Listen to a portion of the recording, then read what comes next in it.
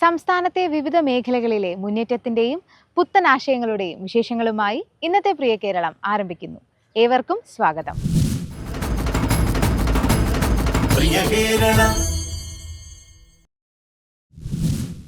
നമ്മുടെ സ്കൂൾ അവധിക്കാലം പുനഃക്രമീകരിക്കുന്നതിലും പിൻബെഞ്ചുകാർ എന്ന സങ്കല്പം ഒഴിവാക്കുന്നതിലും സജീവ ചർച്ചകൾ നടക്കുന്നുവെന്നതാണ് വിദ്യാഭ്യാസ രംഗത്തെ പുതിയ വിശേഷം. വിദ്യാഭ്യാസ മന്ത്രി തന്നെ മുന്നോട്ട് വെച്ച ഈ ആശയത്തോട് സമൂഹം എങ്ങനെ പ്രതികരിക്കുന്നുവെന്ന് കാണാം ഇന്നാദ്യം പ്രിയ കേരളത്തിൽ.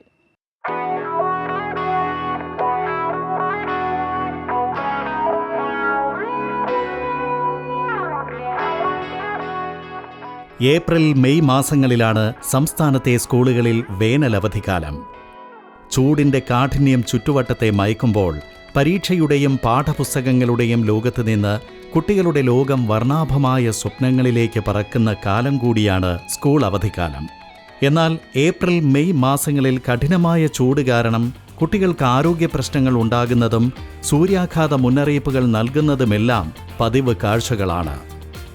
ജൂൺ മാസത്തിൽ സ്കൂൾ തുറക്കുന്നതോടെ മൺസൂൺ ശക്തി പ്രാപിക്കുകയും കനത്ത മഴ കാരണം സ്കൂളുകൾക്ക് അവധി പ്രഖ്യാപിക്കുകയും ചെയ്യുന്നത് അക്കാദമിക് കലണ്ടറിനെ സാരമായി ബാധിക്കുന്നു എന്നാണ് ഈ രംഗത്തെ ചില വിദഗ്ധരുടെ വിലയിരുത്തൽ. ഈ സാഹചര്യത്തിൽ 40 ലക്ഷത്തോളം കുട്ടികളുടെ സ്കൂൾ അവധിക്കാലം ഏപ്രിൽ മെയ് മാസങ്ങളിൽ നിന്നും ജൂൺ ജൂലൈ മാസങ്ങളിലേക്ക് മാറ്റുന്നതിനെക്കുറിച്ച് നമ്മുടെ വിദ്യാഭ്യാസ മന്ത്രി വി ശിവൻകുട്ടി ഒരു പൊതു ചർച്ചയ്ക്ക് തുടക്കം കുറിച്ചിരിക്കുകയാണ്.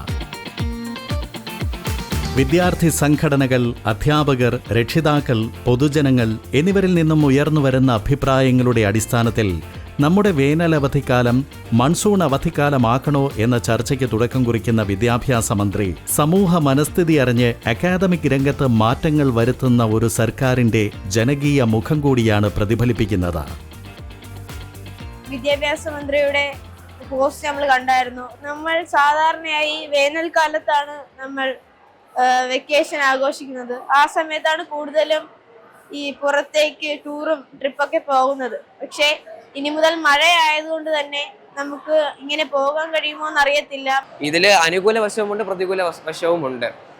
ഈ മഴക്കാലം വരുമ്പോഴത്തേക്കും മഴക്കാലത്ത് ഒരുപാട് അസുഖങ്ങൾ പടർന്നു വരുന്ന സമയമാണ്. അതേസമയം ഇങ്ങനെ ആ സമയത്ത് സ്കൂൾ ക്ലാസ്സൊക്കെ വയ്ക്കുമ്പോഴത്തേക്കും ഒരുപാട് അസുഖങ്ങൾ ഇങ്ങനെ പകരുന്നതായിരിക്കും.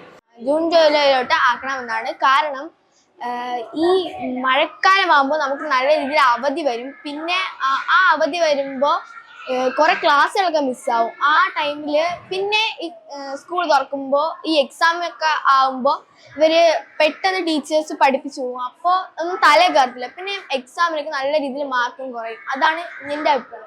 ജൂൺ ജൂലൈ ആയിരിക്കും നമ്മുടെ അവധിക്ക് ബെറ്റർ ആയിട്ടുള്ളത്. കാര്യം എൻ്റെ കസിൻസ് ഒക്കെ കൂടുതലും പുറത്തുള്ളവരാണ്. അപ്പം അവിടെ ഉള്ളവർക്ക് അപ്പോൾ ജൂൺ ജൂലൈ ആ സമയത്താണ് അവധി ഉള്ളത്. അപ്പം എനിക്ക് അവർ വെക്കേഷനായിട്ട് നാട്ടിലോട്ട് വരുമ്പോൾ ഞാൻ ഇവിടെ സ്കൂളിലായിരിക്കും. +2 കുട്ടികളെ സംബന്ധിച്ചിടത്തോളം പൊതുവിലുള്ള എൻട്രൻസ് പരീക്ഷകളും ആൾ ഇന്ത്യ പരീക്ഷകളെല്ലാം ഈ ഏപ്രിൽ മെയ് മാസങ്ങളിലാണ് നടക്കുന്നത്. പിന്നെ അതുപോലെ വാല്യുവേഷൻ ക്യാമ്പ് നടക്കുന്നത് ഏപ്രിലാണ്. മെയ് പകുതിയൊക്കെ ആകുമ്പോഴാണ്, മെയ് 10ഓടുകൂടിയൊക്കെയാണ് വാല്യുവേഷൻ ക്യാമ്പുകളൊക്കെ തീരുന്നത്. അപ്പോൾ അധ്യാപകരെ ഈ സമയത്താണ് വാല്യുവേഷനിലോട്ടൊക്കെ നിയോഗിക്കാൻ പറ്റുന്ന സമയം. വെക്കേഷൻ ടൈം ഏപ്രിൽ മെയ് തുടരുന്നത് തന്നെയാണ് നല്ലത് എന്നുള്ളത് ഒരു അഭിപ്രായമാണ്. വേനൽ സമയത്താണ് നമുക്ക് ഒരുപാട് വെള്ളക്ഷാമമൊക്കെ ഉണ്ടാകുന്നത്. സ്കൂളുകളിലാണെങ്കിൽ ആ കൂടി ഒരു കിണറേ ഉള്ളൂ. അപ്പോൾ അത് ഒരുപാട് ബുദ്ധിമുട്ടുകൾക്ക് കാരണമുണ്ടാവും. കാരണം പിന്നെ സൂര്യാഘാതങ്ങൾ കുട്ടികൾക്ക് ഒരുപാട് ഏൽക്കാൻ സാധ്യതയുണ്ട്. പിന്നെ വൈദ്യുതി ചിലവ് കൂടും. മഴ മൂലം അധ്യയന ദിവസങ്ങൾ നഷ്ടപ്പെടുന്നു എന്ന കാരണമാണ് പറയുന്നത്. തുലാവർഷം അതുപോലെയാണ്. തുലാവർഷം ഉച്ചവരെ വെയിൽ, ഉച്ചയ്ക്ക് ശേഷം അതിശക്തമായ ഇടിയും മഴയുള്ളതാണ്. ആ സമയത്ത് ക്ലാസ്സിൽ ക്ലാസ് നടക്കുന്നത്, വെക്കേഷനിൽ വരുന്നില്ല.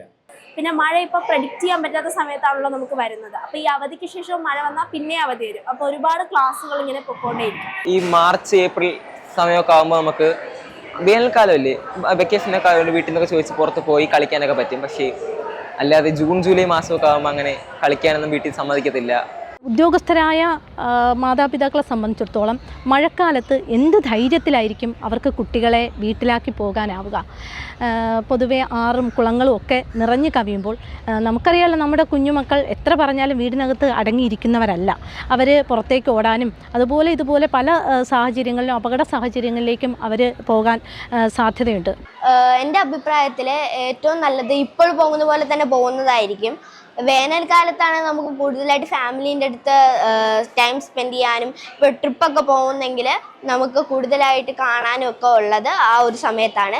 2 മാസത്തെ അവധി എന്നുള്ളത് ഒരു ചൂട് തുടങ്ങുന്ന ഏപ്രിൽ 14 അല്ലെങ്കിൽ ഏപ്രിൽ 18 മുതൽ 2 മാസത്തെ ജൂണിൽ ഒരു പകുതി വരെ ആക്കുന്നതായിരിക്കും ഏറ്റവും ഉചിതമായ തീരുമാനം. കാരണം ഏറ്റവും കൂടുതൽ മഴ അനുഭവപ്പെടുന്ന ജൂൺ തുടക്ക കാലഘട്ടത്തിലും ഏറ്റവും കൂടുതൽ ചൂട് അനുഭവപ്പെടുന്ന ഏപ്രിൽ പകുതി കാലഘട്ടത്തിലും കുട്ടികൾ വീട്ടിൽ സുരക്ഷിതരായിരിക്കുന്നതായിരിക്കും ഏറ്റവും ഉചിതമായ തീരുമാനം. അതിരൂക്ഷമായ കാലവർഷമാണ് ഇപ്പോഴും ഉണ്ടായത്. പലപ്പോഴും സ്കൂളുകൾക്ക് അവധി കൊടുക്കേണ്ടി വരുന്ന പല അവസ്ഥകളും ഉണ്ടായിരുന്നു. അപ്പോൾ അത് വിദ്യാഭ്യാസത്തിൻ്റെയും ഈ പാഠഭാഗങ്ങൾ എടുക്കുന്നതിനെയും വളരെ പ്രതികൂലമായി ബാധിക്കുന്നുണ്ട്. അപ്പോൾ കാലവർഷത്തിൽ ഈ വേനലവധിക്കാലം കാലവർഷത്തിലേക്ക് മാറ്റിയിട്ട് ഈ 2 മാസക്കാലം കാലവർഷക്കാലത്ത് കുട്ടികൾക്ക് അവധി കൊടുത്താൽ അത് വീടുകളിൽ തന്നെ കുട്ടികൾ സുരക്ഷിതമായി ഇരിക്കും.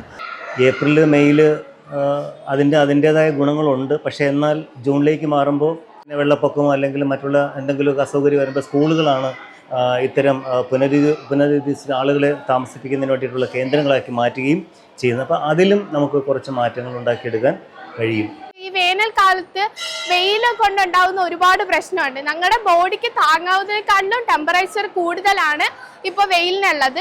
അതുകൊണ്ട് തന്നെ നമ്മുടെയൊക്കെ ശരീരം ഓട്ടോമാറ്റിക്കലി തളർന്നുകൊണ്ടിരിക്കും. വെള്ളം കിട്ടാത്ത അവസ്ഥയിൽ തന്നെ നമ്മുടെ ശരീരം ഏറ്റവും കൂടുതൽ ക്ഷീണിച്ചു പോകുന്ന ഒരു അവസ്ഥയുണ്ട്. ജൂലൈയിൽ ഒരു അവധി കഴിയുമ്പോൾ ഉടൻ തന്നെ എന്തായാലും ഓണത്തിനൊരു അവധി കൊടുത്തേ പറ്റൂ. അപ്പോൾ അവധികൾ അടുത്തടുത്ത് വരുമ്പോൾ അതൊരു ക്ലാസ്സിൽ നമ്മൾ വന്നു പോകുന്ന ആ ഒരു ഫ്ലോയിനെ അങ്ങ് ബാധിക്കുന്നതായിട്ട് ഫീൽ ചെയ്തിട്ടുണ്ട്. നമ്മുടെ ഇപ്പോൾ കാലാവസ്ഥയിലുള്ള മാറ്റങ്ങളും ഒക്കെ ഇപ്പോൾ വലിയൊരു പ്രശ്നമായി വരികയാണ്. അതുകൊണ്ട് തന്നെ ജൂൺ മാസത്തിൽ പലപ്പോഴും സ്കൂളിൽ പഠിത്തം നടക്കാത്ത ഒരു സാഹചര്യം നിലവിലുണ്ട്. അതുകൊണ്ട് അത് കോമ്പൻസേറ്റ് ചെയ്യുന്നതിൻ്റെ ഭാഗമായിട്ട് ഒരു ചർച്ച അദ്ദേഹം തുടങ്ങി വെച്ചതാണ്. ആ ചർച്ചയിൽ നമുക്കൊരു പഠനം ആവശ്യമാണ്. ഏപ്രിൽ മെയ് മാസങ്ങളിലാണെങ്കിൽ നമ്മുടെ പേരൻസ് ഒക്കെ പറയും വെയിലത്തിറങ്ങരുത്, കാല് പൊള്ളും, സൂര്യഘാതം ഏക്കോ എന്നൊക്കെ പറയാം. അതുകൊണ്ട് നമുക്ക് പ്രത്യേകിച്ച് കളിക്കാനോ ഒന്നും കഴിയില്ല. വേനൽ അവധിക്കാലത്തിനൊപ്പം പിൻബെഞ്ചുകാർ എന്ന സങ്കല്പം മാറ്റുന്നതിനെക്കുറിച്ചും വൈവിധ്യമാർന്ന അഭിപ്രായമാണ് നമ്മുടെ അധ്യാപകർക്കും കുട്ടികൾക്കുമുള്ളത്.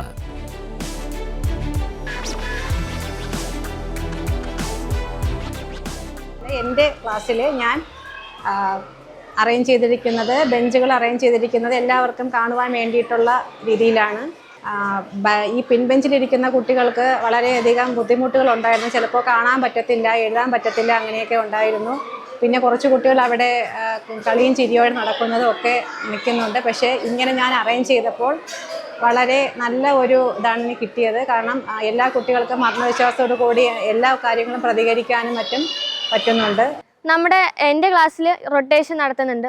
ഇങ്ങനെ ഇരുത്തുന്നത് കൊണ്ട് തന്നെ ആരും സ്ഥിരമായിട്ട് ബാക്ക് ബെഞ്ചിലോ അല്ലെങ്കിൽ അങ്ങനെയൊന്നും ഇല്ലാതെ എല്ലാവരും ഒരേപോലെ, ബാക്ക് ബെഞ്ചിലിരിക്കുന്നവർ, ഫ്രണ്ടിലിരിക്കുന്നവർ, അങ്ങനെ ഒന്നും ഇല്ലാതെ എല്ലാവരും ഒരേപോലെയാണ് ഇരിക്കുന്നതെന്ന് എനിക്ക് പറയാൻ പറ്റും. പിന്നിലേക്ക് ഇരിക്കാൻ എല്ലാവർക്കും വളരെ ഇഷ്ടമാണ്. കാരണം ക്ലാസ്സിൽ കൂടുതൽ സംസാരിക്കാനും ഒക്കെ ഉള്ള ഒരു സ്വാതന്ത്ര്യം പിന്നിലേക്ക് ഇരിക്കുന്നവർക്ക് ലഭിക്കും എന്നുള്ളതാണ്.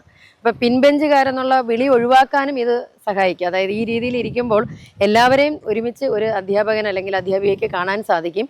പിന്നെ ആരും പിന്നിലില്ല, തോണ്ടി വിളിക്കാനില്ല, പഠനത്തിന് അവരെ ഏകാഗ്രത കുറയ്ക്കാനില്ല. അങ്ങനെ എല്ലാവരും അന്യോന്യം കണ്ടിരിക്കുന്ന ആ ഒരു സന്തോഷകരമായ ഒരു സാഹചര്യം ക്ലാസ് റൂമിൽ സൃഷ്ടിക്കപ്പെടും എന്നുള്ളത് വളരെ വാസ്തവം തന്നെയാണ്. പക്ഷേ ക്ലാസ് റൂമിൻ്റെ വലിപ്പം, കുട്ടികളുടെ എണ്ണം, ഇവയും കൂടെ ഇതിൽ നമ്മൾ കണക്കിലെടുക്കേണ്ടതുണ്ട്. ഓരോ ബാക്ക് ബെഞ്ചിലോട്ട് പോകും തോറും അവർക്ക് പഠിക്കാനുള്ള ഒരു ഉത്സാഹമൊക്കെ കുറയുന്ന പോലെ എനിക്ക് പേഴ്സണലി അത് ഫീൽ ചെയ്തിട്ടുണ്ട്. ഞാൻ ഫ്രണ്ട് ബെഞ്ചിലിരിക്കുമ്പോൾ ഞാൻ ടീച്ചേഴ്സിനെ അത്രത്തോളം ലിസൺ ചെയ്യാനൊക്കെ എനിക്ക് തോന്നിയിട്ടുണ്ട്. പക്ഷേ ബാക്ക് ബെഞ്ചിലോട്ട് ഞാൻ പോകുമ്പോഴത്തേക്കും എനിക്ക് ശ്രദ്ധക്കുറവ് അങ്ങനെയുള്ളൊരു ഇതെനിക്ക് തോന്നിയിട്ടുണ്ട്. പഠനത്തിൽ ശ്രദ്ധയില്ലാത്തവർ, കുസൃതി കാണിക്കുന്നവർ, അധ്യാപകരുമായി സംവദിക്കാൻ മടിക്കുന്നവർ എന്നിങ്ങനെയുള്ള പൊതുവായ ധാരണകളാണ് സ്കൂളുകളിൽ പിൻബെഞ്ചുകാർ എന്ന വാക്കിനൊപ്പം നിലനിൽക്കുന്നത്. ഒരു വിദ്യാർത്ഥിയുടെ പഠന നിലവാരത്തെയും സ്വഭാവത്തെയും ഇരിക്കുന്ന സീറ്റിന്റെ അടിസ്ഥാനത്തിൽ വിലയിരുത്തുന്ന ഈ രീതിക്ക് എങ്ങനെ മാറ്റം വരുത്താം എന്നതിൽ ഏറ്റവും മികച്ച മാതൃക കണ്ടെത്താൻ ഒരു വിദഗ്ധ സമിതിയെ നിയോഗിച്ചുകൊണ്ട് സംസ്ഥാനത്തെ വിദ്യാഭ്യാസ വകുപ്പ് ആരംഭം കുറിച്ചിരിക്കുകയാണ്. ഈ ആശയത്തോടുള്ള സമൂഹത്തിൻ്റെ പ്രതികരണങ്ങളും വിദ്യാഭ്യാസ രംഗത്തെ മികവുറ്റ മാറ്റങ്ങളുടെ സൂചനയാവുകയാണ്.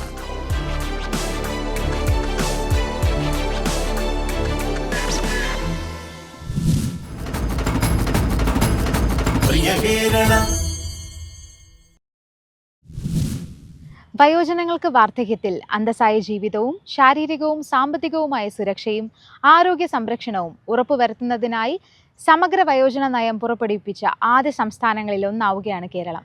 അതിനു മുന്നോടിയായി സർക്കാർ പുറത്തിറക്കിയ കരട് നയത്തെയും വിശദാംശങ്ങളെയും കുറിച്ച് അറിയാം ഇനി പ്രിയ കേരളത്തിൽ.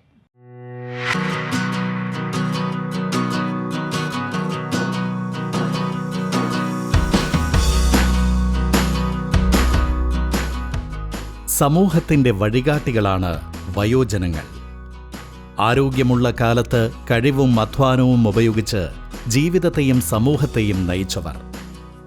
വാർദ്ധക്യത്തിൽ അവർക്ക് സംരക്ഷണം ഒരുക്കണമെന്ന പുരോഗമന സമൂഹത്തിൻ്റെ ഉത്തരവാദിത്വം മികവുറ്റ വയോജന നയത്തിലൂടെയും പദ്ധതികളിലൂടെയും ഉറപ്പാക്കുകയാണ് സംസ്ഥാന സർക്കാർ. നമ്മുടെ സർക്കാർ പുരോഗമനപരമായ പല നയപരിപാടികളിലൂടെ രാജ്യത്തിനാകെ മാതൃകയായി വരുന്നു എന്നാണ് എനിക്ക് തോന്നുന്നത്. ഒരു പരിഷ്കൃത സമൂഹത്തെ അടയാളപ്പെടുത്തുന്നത് അവർ മുതിർന്നവരോട് എങ്ങനെ ഔദാര്യം കാണിക്കുന്നു അല്ലെങ്കിൽ സ്നേഹം പ്രകടിപ്പിക്കുന്നു എന്നുള്ളതിനെ കൂടി ആശ്രയിച്ചുകൊണ്ടാണ്. ഒറ്റപ്പെടാതെ ജീവിക്കാൻ, സുഖതമായി ജീവിതത്തിൻ്റെ സായാഹ്നം കഴിച്ചുകൂട്ടുന്നതിന് നമ്മുടെ മുതിർന്ന ആളുകൾക്ക് കഴിയുന്ന വിധത്തിലുള്ള ഫലപ്രദമായ ഒരു ഹസ്തം, സഹായഹസ്തം സർക്കാരിൻ്റെ ഭാഗത്ത് നിന്ന് ഉണ്ടാകുമെങ്കിൽ, അത് ഏതു നിലയിലുമാകാം ഉണ്ടാകും എങ്കിൽ തീർച്ചയായും അത് വളരെ ആഹ്ലാദകരമാവും, അഭിനന്ദനീയമാവും. ഇപ്പോൾ സർക്കാർ മുന്നോട്ട് വച്ചിരിക്കുന്ന കരട് നിർദ്ദേശങ്ങൾ നമ്മുടെ മുതിർന്ന പൗരന്മാരുടെ ആരോഗ്യ സംരക്ഷണത്തിന്, അതുപോലെ തന്നെ അവരുടെ ജീവിതം ഭദ്രമാക്കുന്നതിന്, അവർക്ക് എതിരെയുള്ള ഗാർഹികവും അല്ലാതെയും ഉള്ള അതിക്രമങ്ങൾ തടയുന്നതിന് ഒക്കെ ഏറെ സഹായകമാണ് എന്നുള്ളതിൽ എനിക്ക് യാതൊരു സംശയവുമില്ല. 2011 സെൻസസ് പ്രകാരം കേരളത്തിലെ ആകെ ജനസംഖ്യയിൽ 12.8% വയോജനങ്ങൾ. അതിപ്പോൾ 20% പിന്നിട്ടു എന്നാണ് കണക്കുകൾ വ്യക്തമാക്കുന്നത്. വയോജനങ്ങളുടെ ജീവിത നിലവാരം കൂടുതൽ മെച്ചപ്പെടുത്താനും അവഗണനയും ചൂഷണവും അനാഥത്വവും അടക്കമുള്ള ജീവിത പ്രയാസങ്ങൾ സംബന്ധിച്ച ആശങ്കകൾ അഭിസംബോധന ചെയ്യാനും ലക്ഷ്യമിട്ടാണ് സർക്കാർ പുതിയ വയോജന നയത്തിന് രൂപം നൽകുന്നത്. ആരോഗ്യകരമായ വാർദ്ധക്യം എന്നതാണ് കരട് നയത്തിലെ ഊന്നൽ. സാമൂഹിക ക്ഷേമ പെൻഷനൊപ്പം താങ്ങാവുന്ന ചെലവിൽ ഇൻഷുറൻസ് പദ്ധതികൾ, താഴ്ന്ന വരുമാനക്കാരായ മുതിർന്നവർക്കായി രോഗപ്രതിരോധ ചികിത്സ, ദീർഘകാല പരിചരണം എന്നിവ ഉറപ്പാക്കുന്ന പ്രത്യേക ആരോഗ്യ ഇൻഷുറൻസ് പദ്ധതി എന്നിവയെല്ലാം ഉറപ്പാക്കാനാണ് ഈ നയത്തിലൂടെ സർക്കാർ ലക്ഷ്യമിടുന്നത്. നല്ല ഒരു വയോജന നയമാണ് ഇപ്പോൾ പ്രഖ്യാപിച്ചിരിക്കുന്നത്. കേരളത്തിലാണ് ഈ വയോജനങ്ങൾക്ക് ഇത്രയേറെ ആനുകൂല്യങ്ങൾ പ്രഖ്യാപിച്ചിട്ടുള്ളത്. ഇന്ത്യയിൽ മറ്റ് സംസ്ഥാനങ്ങളെടുത്താൽ കേരളമാണ് അതിൽ ഒന്നാമത് നിൽക്കുന്നത്. ആ ഒരു കാഴ്ചപ്പാടുകൂടിയാണ് കേരള സർക്കാർ വയോജനങ്ങളെ ചേർത്ത് പിടിക്കുന്നത്. അത് നമുക്ക് ഏറ്റവും വയോജനങ്ങളുടെ മേഖലയിൽ ഏറ്റവും വലിയ സന്തോഷകരമായ, അഭിനന്ദനാർഹമായ പദ്ധതികളാണ് ഗവൺമെൻറ് കൊണ്ടുവന്നത്. ഇപ്പോൾ തന്നെ സല്ലാപം പദ്ധതി അത് പ്രഖ്യാപിച്ചിട്ടുണ്ട്. വളരെയധികം ആശ്വാസകരമായ ഒരു പദ്ധതിയാണ്. വയോജന പരിപാലനത്തിന് ആഗോളതലത്തിലെ മികച്ച മാതൃകകൾ സ്വീകരിക്കാൻ ലക്ഷ്യമിടുന്ന കേരളം വാർദ്ധക്യത്തിൽ എത്തിയവരെ പരിചരിക്കാൻ കുടുംബാംഗങ്ങൾക്കടക്കം പരിശീലനം നൽകും. പകൽ വീട്, വയോ ക്ലബ്ബുകൾ, സായംപ്രഭ ഹോമുകൾ തുടങ്ങിയ സാമൂഹിക പരിചരണ കേന്ദ്രങ്ങൾ എല്ലാ തദ്ദേശ സ്വയംഭരണ സ്ഥാപനങ്ങളിലേക്കും വ്യാപിപ്പിക്കും. പരാശ്രയം കൂടാതെ ജീവിക്കാനാകാത്തവർക്ക് താൽക്കാലിക പരിചരണത്തിന് സംസ്ഥാന ജില്ലാ തലങ്ങളിൽ താൽക്കാലിക വിശ്രമ കേന്ദ്രങ്ങൾ, ബ്ലോക്ക് തലത്തിൽ താൽക്കാലിക പരിചരണ കേന്ദ്രങ്ങൾ, സാമൂഹികാരോഗ്യ കേന്ദ്രങ്ങളിലും താലൂക്ക് ജനറൽ ആശുപത്രികളിലും അഭയകേന്ദ്രങ്ങൾ എന്നിവ ഒരുക്കാനും നിർദ്ദേശിക്കുന്ന നയത്തിൽ മുതിർന്നവരെ പരിചരിക്കുന്നവർക്ക് സാമ്പത്തിക സഹായം, പ്രവാസി മലയാളികളുടെ മാതാപിതാക്കൾക്കും ഇതര സംസ്ഥാനക്കാരായ മുതിർന്ന കുടിയേറ്റക്കാർക്കുമായി പ്രത്യേക പദ്ധതികൾ എന്നിവയെല്ലാം ലക്ഷ്യമിടുന്നു. വയോജനങ്ങൾക്ക് വേണ്ടി ഗവൺമെൻറ് ഉണ്ടാക്കി വെച്ചിരുന്ന ഈ കരട് രേഖ ശരിക്കും ഉപയോഗപ്രദമാണെന്നാണ് എൻ്റെ അഭിപ്രായം. അപ്പം ജീവിതഭാരം കഴിഞ്ഞതിന് ശേഷം ഈ പ്രായത്തിൽ അങ്ങനെ ഒരു സംരംഭം നമ്മൾ അന്വേഷിക്കുന്ന ഒരു ഉത്തരവാദിത്തപ്പെട്ട ഒരു സാഹചര്യം വരുന്നതിൽ വളരെയധികം സന്തോഷമുണ്ട്. നല്ലൊരു ഭാഗം ഈ കുടുംബത്തിന് വേണ്ടിയൊക്കെ ചിലവഴിച്ചതിന് ശേഷം ഇപ്പോഴുണ്ടാകുന്ന അവസ്ഥയിൽ ഈ ഒരു സഹായം ഒരു വലിയ സഹായമാണ്. ഇപ്പോൾ നിയമസഹായമായാലും സാമ്പത്തിക സഹായമായാലും അന്വേഷണ സഹായമായാലും ഏത് സഹായമായാലും അതൊരു നല്ല കാര്യമായി എനിക്ക് തോന്നുന്നതാണ്. ഡെയിലി ഞാൻ പകൽ വീട്ടിൽ വന്നു പോവുകയാണ്. ഇവിടെ നിന്ന് 3 നേരത്തെ 4 നേരത്തെ ആഹാരങ്ങളൊക്കെ ഉണ്ട്. അത് കഴിച്ചൊക്കെയാണ് നമ്മുടെ ജീവിതം തന്നെ മുമ്പോട്ട് കൊണ്ടുപോകുന്നത്. അതേപോലെ സർക്കാർ എന്തെങ്കിലുമൊക്കെ നല്ല സഹായങ്ങൾ ചെയ്താൽ ഞങ്ങൾക്കുമായിരിക്കും സഹായം കൂടുതൽ കിട്ടുന്നത്. ഇവിടെ വന്നതിന് ശേഷമാണ് സന്തോഷം എന്തെന്ന് പോലും അറിഞ്ഞു തുടങ്ങിയത്. ഈ പകൽ വീട്ടിൽ വന്നതിന് ശേഷം 9 മണിക്ക് വന്ന് കൊണ്ടുവരും. ഇവിടെ വന്നതിന് ശേഷം ഞങ്ങളും കൂട്ടുകാരികളുമായിട്ട് കളിച്ച് ചിരിച്ച് മറിഞ്ഞ് ആഹാരങ്ങളും കഴിച്ചൊക്കെ സന്തോഷമായിട്ട് 4 മണിക്ക് ഇവിടെ നിന്ന് പോകുന്നുണ്ട്. ഒരു കുഴപ്പങ്ങളും ഇല്ല ഇതുവരെ. അതേപോലെ ഗവൺമെൻറ് ഇനിയും അതുപോലെ തന്നെ മുമ്പോട്ട് കൊണ്ടുപോകണം എന്നാണ് എൻ്റെ ആഗ്രഹം. വയോജനങ്ങൾക്കെതിരായ അതിക്രമം തടയാനും സ്വത്തുക്കൾ സംരക്ഷിക്കാനും കുറ്റവാളികൾക്ക് കർശന ശിക്ഷ ഉറപ്പാക്കാനും നിയമം, കുറ്റകൃത്യങ്ങൾ കൈകാര്യം ചെയ്യാൻ ഫാസ്റ്റ് ട്രാക്ക് സംവിധാനം എന്നിവ വിഭാവനം ചെയ്യുന്ന നയത്തിൽ വയോജനങ്ങൾക്കെതിരായ അതിക്രമം, ചൂഷണം, അവഗണന എന്നിവ നിരീക്ഷിക്കുന്നതിനും സമയോചിത ഇടപെടൽ സാധ്യമാക്കുന്നതിനുമായി തദ്ദേശ സ്വയംഭരണ തലത്തിൽ പ്രത്യേക സമിതികൾ രൂപീകരിക്കണമെന്ന് നിർദ്ദേശിക്കുന്നു. വയോജനങ്ങളുടെ പരാതികളിൽ നേരിട്ട് സഹായം നൽകുന്നതിന് തദ്ദേശ സ്ഥാപന തലത്തിൽ ഏകജാലക കേന്ദ്രങ്ങൾ സ്ഥാപിക്കും. അതിക്രമത്തിന് ഇരയാകുന്നവർക്ക് കൗൺസിലിംഗും താൽക്കാലിക താമസ സൗകര്യവും ഒരുക്കുമെന്നും വയോജന നയത്തിൽ ലക്ഷ്യമിടുന്നു. സർക്കാരിൻ്റെ നയത്തിൽ ഈ തൊഴിൽ സംരംഭങ്ങൾ പറയുന്നതായിട്ട് കേട്ടിട്ടുണ്ട്. അങ്ങനെ ഒരു കാര്യം വരികയാണെങ്കിൽ അത് നല്ലൊരു കാര്യമാണ്. തീർച്ചയായും അങ്ങനെ ഒരു സംരംഭം കൊണ്ടുവരാൻ അധികാരപ്പെട്ടവർ മുന്നോട്ട് വരണം. അത് ഈ വയോജനങ്ങൾ ജോലി ചെയ്യാൻ വയസ്സായ കാലത്ത് ജോലി ചെയ്ത് തുച്ഛമായ വരുമാനവും അവർക്ക് സമയം ചെലവിടാനും അങ്ങനെയുള്ള ഒരു കാര്യത്തിന് ഇങ്ങനെ ഒരു കാര്യം ആദ്യഘട്ടത്തിൽ തന്നെ ഇത് പെട്ടെന്ന് നടപ്പിലാക്കണം എന്നാണ്. അവർ ആരോഗ്യപരമായി ഇതും അവർ ജോലി സംബന്ധമായ കാര്യങ്ങൾ ചെയ്യുവാൻ അവർക്ക് സഹായകരമാകും. രാജ്യത്താദ്യമായി ഒരു വയോജന കമ്മീഷൻ രൂപീകരിച്ച നാടാണ് കേരളം. ഇതിന്റെ തുടർച്ചയായി വയോജനങ്ങളുടെ അവകാശ സംരക്ഷണവും സമഗ്ര വികസനവും ലക്ഷ്യമാക്കി വയോജന നയം പുതുക്കിയും മുതിർന്ന പൗരന്മാർക്ക് ക്ഷേമവും കരുതലും ഉറപ്പാക്കുന്ന പദ്ധതികൾ നടപ്പിലാക്കിയുമാണ് ഈ സർക്കാരിന്റെ മുന്നേറ്റം. വയോജനങ്ങളുടെ ആരോഗ്യ സംരക്ഷണം ഉറപ്പുവരുത്തുന്നതിനായി വയോമിത്രം പദ്ധതി, സാന്ത്വന പരിചരണത്തിനായി കേരള കെയർ ഗ്രിഡ്, സായം പ്രഭ പകൽ പരിചരണ കേന്ദ്രങ്ങൾ, മറവി രോഗം ബാധിച്ചവർക്ക് പിന്തുണ നൽകുന്ന ഓർമ്മത്തോണി, കൃത്രിമ ദന്തങ്ങൾ സൗജന്യമായി നൽകുന്ന മന്ദഹാസം തുടങ്ങിയ പദ്ധതികൾ വിജയകരമായി നടപ്പിലാക്കി വരുന്ന സർക്കാരിന് മുൻപാകെ വയോജന നയ രൂപീകരണത്തിനായി സമർപ്പിക്കുന്ന അഭിപ്രായങ്ങൾ വയോജനങ്ങൾക്കായി നമ്മുടെ സംഭാവനകൾ മാത്രമല്ല, ക്ഷേമ കേരളത്തിലേക്കുള്ള നമ്മുടെ നിക്ഷേപം കൂടിയാണ്. ഇഞ്ചി, നാരങ്ങ, മുളകു, മുരിങ്ങയ്ക്ക, പിഞ്ചുമാങ്ങ, ചെമ്പു, കത്തിരിക്ക, ചേന, വാഴയ്ക്കയും വെണ്ടയ്ക്ക, മത്തനും രാജമ്മ വാങ്ങി നിവർന്നു. 2 രൂപ കടം തന്നിടാമെങ്കിൽ ഞാൻ 2 നാളേക്കകം തന്നുകൊള്ളാം. കൊച്ചണ്ണൻ വന്നു പണം വാങ്ങിട്ടു വേണം നാനരി വാങ്ങി വന്നിടൂ.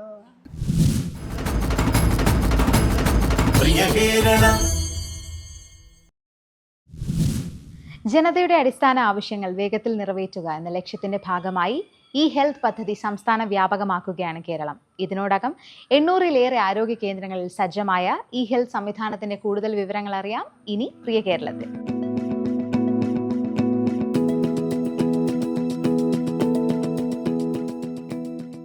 ആരോഗ്യ സൂചികകളിലും പൊതുജനാരോഗ്യത്തിന്റെ നിലവാരത്തിലും ലോകോത്തരമാണ് നമ്മുടെ ആരോഗ്യരംഗം.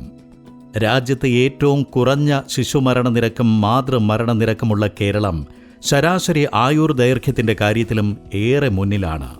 രാജ്യത്ത് ഏറ്റവും അധികം സൗജന്യ ചികിത്സ നൽകുന്ന നമ്മുടെ സംസ്ഥാനം ആരോഗ്യ മന്ഥൻ ദേശീയ പുരസ്കാരത്തിന് തുടർച്ചയായി 3 തവണയാണ് അർഹരായത്.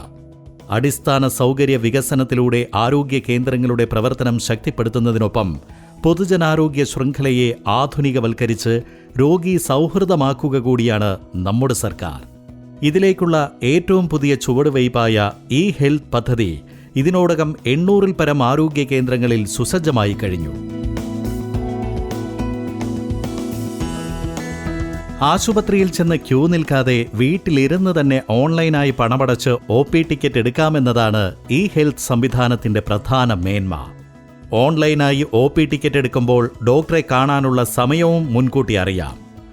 അതുകൊണ്ട് തന്നെ OPയിൽ മണിക്കൂറുകളോളം ക്യൂ നിൽക്കേണ്ടിയും വരില്ല. ehealth.kerala.gov.in പോർട്ടലിൽ കയറി ആധാർ നമ്പർ നൽകി രജിസ്റ്റർ ചെയ്യുമ്പോൾ ലഭിക്കുന്ന OTP സൈറ്റിൽ നൽകിയാൽ 16 അക്ക വ്യക്തിഗത ആരോഗ്യ തിരിച്ചറിയൽ നമ്പർ ലഭ്യമാകും. മൊബൈലിൽ ലഭിക്കുന്ന ഈ യുണീക്ക് ഹെൽത്ത് ഐഡിയും പാസ്വേഡും ഉപയോഗിച്ച് OP ടിക്കറ്റ് ബുക്ക് ചെയ്യാം. രോഗികൾക്ക് അവർക്ക് സൗകര്യപ്രദമായ സമയമനുസരിച്ചുള്ള ടോക്കൺ എടുക്കാനാകും. ടോക്കണിന്റെ പ്രിന്റൌട്ടോ ടോക്കൺ വിവരങ്ങൾ ഉൾപ്പെടുത്തി ലഭിക്കുന്ന SMS-ഓ ആശുപത്രിയിൽ കാണിച്ചാൽ മാത്രം മതിയാകും. ME ഹെൽത്ത് ആപ്പ് വഴിയും ഈ സേവനങ്ങളെല്ലാം ലഭ്യമാണ്. ഈ ഹെൽത്ത് ആപ്ലിക്കേഷൻ അല്ലെങ്കിൽ പോർട്ടൽ ഉള്ളതുകൊണ്ട് ഞാൻ അതിൽ തന്നെ ഒരു 5 മിനിറ്റ്സ് പോലും ഇല്ലല്ലോ, ഒരു 1 മിനിറ്റിൻ്റെ കാര്യമുള്ളൂ.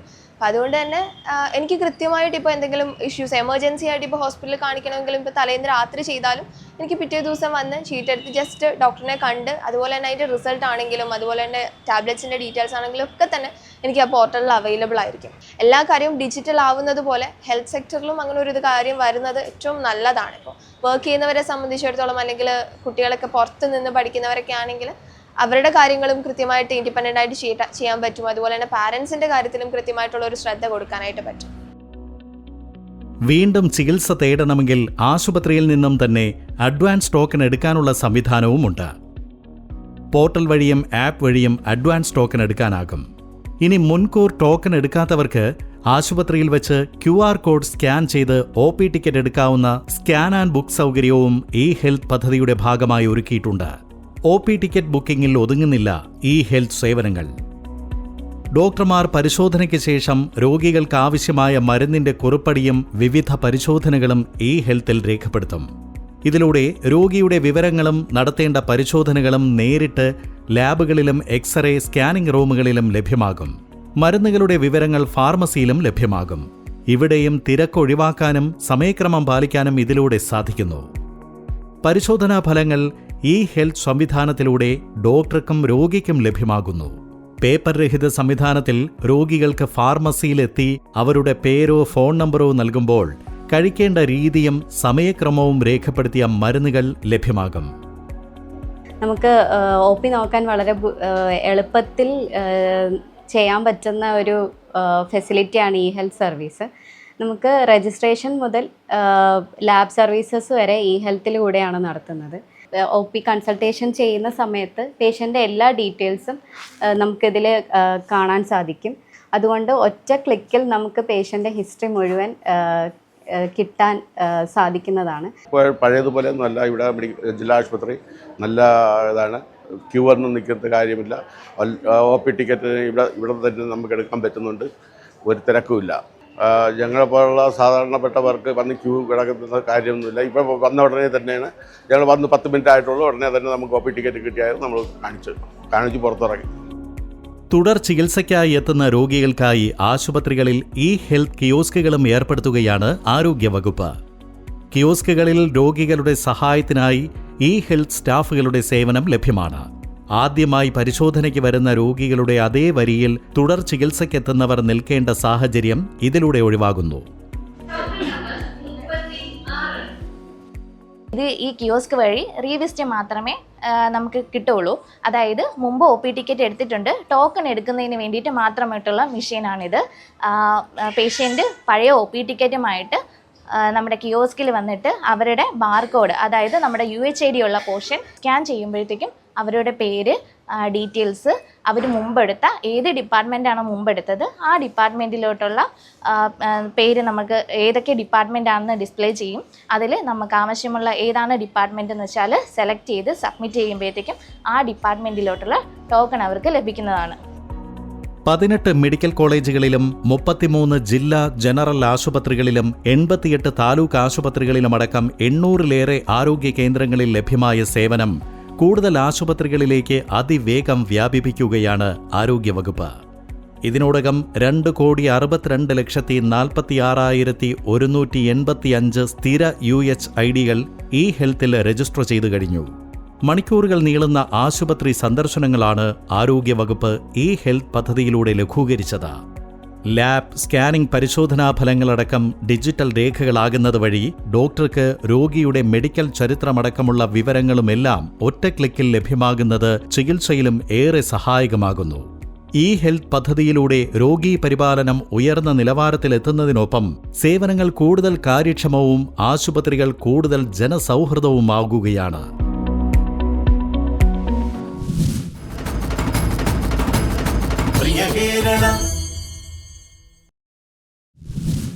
നമ്മുടെ സർക്കാർ നടപ്പാക്കുന്ന ക്ഷേമ പദ്ധതികളുടെയും വികസന മുന്നേറ്റങ്ങളുടെയും വിശേഷങ്ങളുമായി പ്രിയ കേരളം വീണ്ടും അടുത്തയാഴ്ച. പ്രതികരണങ്ങൾ അറിയിക്കാം PRD പ്രോഗ്രാം പ്രൊഡ്യൂസർ @gmail.com. നമസ്കാരം.